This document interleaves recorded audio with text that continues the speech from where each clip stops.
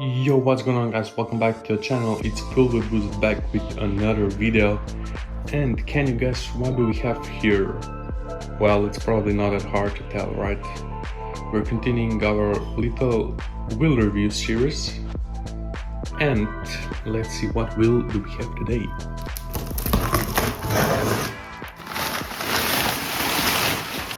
Let's put it out.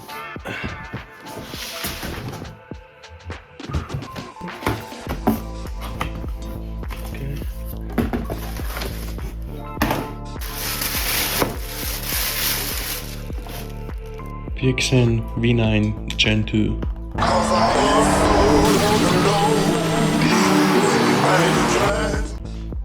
don't even know what a Gen 1 looked like, because I never searched for these ones, because they're actually pretty cheap wheels.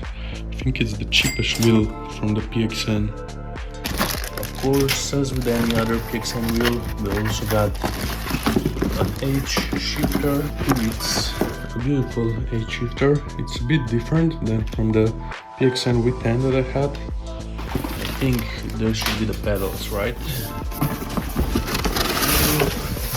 Yep. The pedals are definitely softer than on the previous ones, but maybe you can adjust the springs. I don't know, they don't have the springs.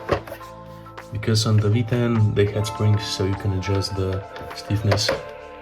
But yeah, these are the pedals, we have the H shifter, and our wheel. That's stuck somewhere. 5 minutes later. And here it is, the wheel is set up on my desk. It was like a 5-minute setup. So the wheel, yeah, the top portion and the bottom portions are made out of plastic. This material right here is some kind of a rubber. It's a little bit better, but also this thing is plastic. Life in plastic, it's fantastic. The shifter is pretty nice. I think it's better than the Logitech shifter. The motor is placed right here, so similar design as with Logitech wheels, although I have to say that this is not a force feedback wheel. It's some kind of a spring wheel, if I remember correctly, so it's gonna be interesting to see how it will behave in games. And then here we have the pedals. You can extend this little thing so you have some more room for your legs. So yeah, nothing extraordinary. The pedals, as I already showed you, pretty soft. So yeah, this is it, the PXN V9 Gen 2. The setup is really quick. So yeah, it doesn't even have a separate power supply, as you can see.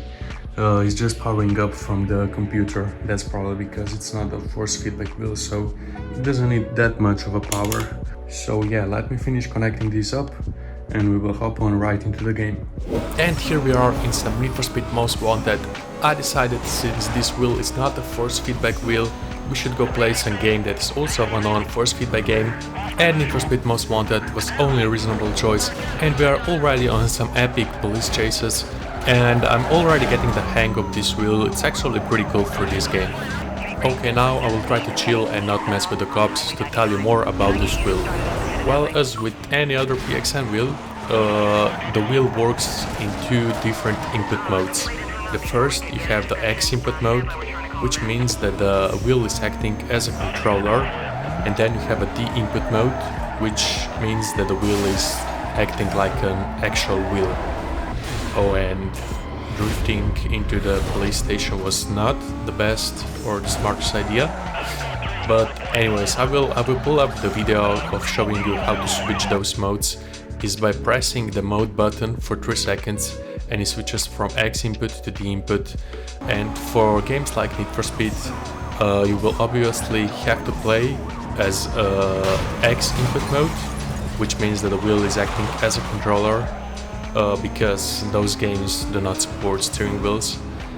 And oh shit, that was a bad crash. Let me focus. Oh, holy shit!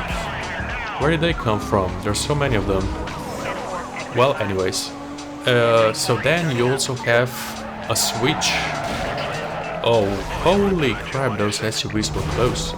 Oh yeah, let's trigger this pursuit brake to get rid of some of the cops. And so let's continue our little talk. Yeah, then we have a switch to change the operating range of the wheel. So from a whole 900-degree operational angle, oh, let's see this roadblock. Oh my god, downshift. Let's go. Oh no, that's bad. Okay. Okay, we're fine. Yeah, so you can switch from a whole 900-degree operational angle to a 270-degree angle, which obviously for Need for Speed games you will have to use the 270-degree, because if you're playing on 900-degree, it will be completely unplayable. So probably some of you will start questioning why the hell did I choose to play Need for Speed Most Wanted on a steering wheel.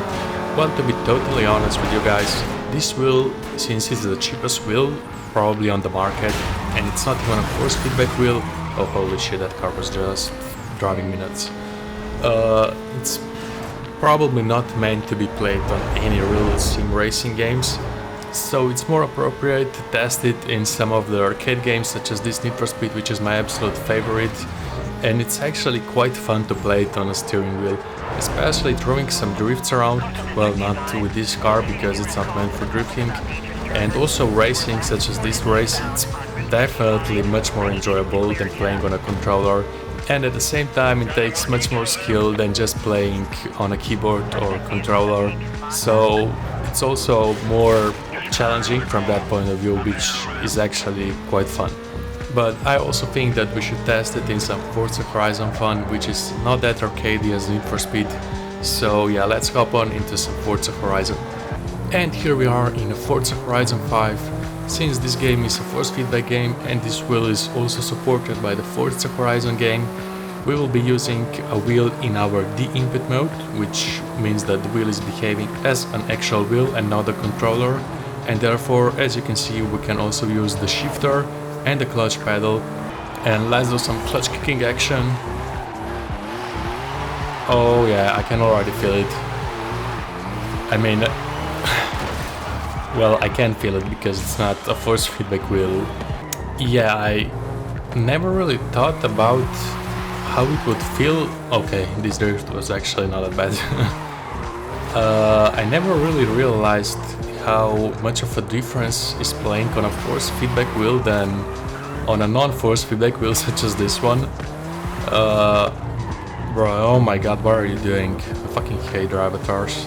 Probably the main difference is that the wheel doesn't have any force at all. Like, it's so light, it's so easy to turn, that for drifting you can, like, even if the car doesn't have aligning torque to turn the wheel by itself, you can turn it easily by yourself all the way into the opposite direction because it's so light. And yeah, I hate fucking avatars. Okay, let's go to some other road. Okay, I think I'm slowly getting the feel of the wheel. Oh yeah, that wasn't bad at all. Yeah, but it's so fucking light. Like, if I ever played on a force feedback wheel, going to this wheel, it will be ridiculous.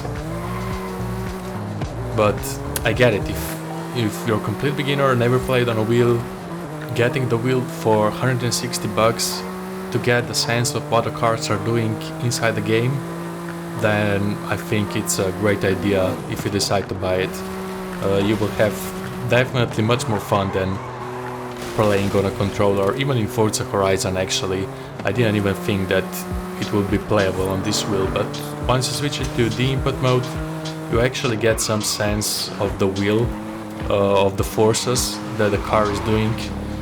And I was actually thinking just ending the video in a Forza Horizon, but I decided to try out the wheel in one last game, and that's Need for Speed Unbound, because I personally think that this wheel, just look at this, man, it's meant to be used for arcade racing games. Like, I don't know if I ever had such a great time playing Need for Speed Unbound on a controller. It's probably my new favorite thing to do, playing Need for Speed Unbound on this wheel, and it's a whole new experience than on a controller. And I just couldn't imagine playing this game on a wheel, but it actually turned out to be the best thing I ever did with this Need for Speed Unbound.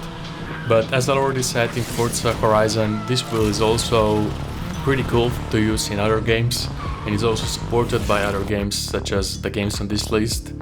and if you're a complete beginner, definitely recommend it to give it a shot. And also for all of my Need for Speed people out there, definitely this is the wheel to go to play some Need for Speed games, to change the style of playing from a controller to a steering wheel or a keyboard to a steering wheel. And yeah, you also have the PXN wheel app where you can mess with some of the wheel parameters. The wheel also has some cool cyber RGB effects for a gas and the brake pedal to show you how much you're pressing the brake or the gas pedal. And yeah, I will drop the link to the wheel down in the description so you can go check it out. And if you have any comments about the wheel, please drop them down in the comments and I will try my best to answer all of them. And that will be all for today's video. I hope you enjoyed it. If you did, don't forget to smash that like button. Also subscribe if you're new to the channel so you won't miss any future videos.